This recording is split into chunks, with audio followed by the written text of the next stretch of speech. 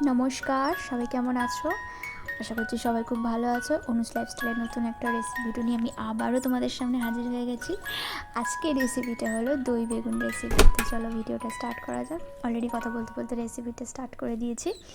দই বেগুনের জন্য বেগুনগুলোকে লম্বা লম্বা ফালি করে কেটে নিতে হবে। আমি এখানে ফালার আবার মধ্যখান দিয়েও কেটে নিয়েছি, তবে লম্বা লম্বা করে কাটলে জিনিসটা একটু দেখতে ভালো হয়। ঠিক আছে, তো আমি এইভাবে কেটেছি, তোমরা এইভাবেও কেটে করতে পারো। তো বেগুনটাকে লম্বা লম্বা ফালা করে কুটে বা এইভাবে কুটে বেগুনটাকে একটু নুন মাখিয়ে একটু রেখে দিতে হবে, বা নুন মাখিয়েও এটা ভেজে নেওয়া যায়। তারপরে কড়াতে সাদা তেল নিয়ে তাতে বেগুনগুলোকে খুব ভালো করে ভেজে নিতে হবে।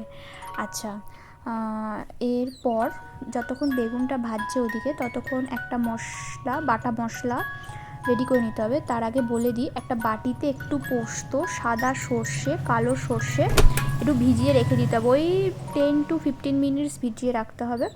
তারপরে ওটাকে মিক্সিতে একটুকরো আদা দিয়ে খুব ভালো করে ওটাকে বেটে নিতে হবে।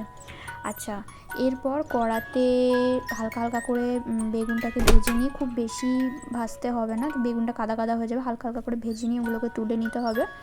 তারপরে ওই কড়াতে ওই তেলেতেই কিছু মশলা ফোড়ন দিতে হবে। গোটা জিরে, কাঁচা লঙ্কা ফোড়ন দিয়ে ওই বাটা মশলাটা দিয়ে দিতে হবে। মশলাটা ভাজার সময় একটু জল দিতে হবে। জল দিয়ে মশলাটা ভালো করে তেলের সাথে কষিয়ে নিতে হবে। তারপর ওই তেলেতে ফাটিয়ে রাখা টক দইটা দিয়ে দিতে হবে।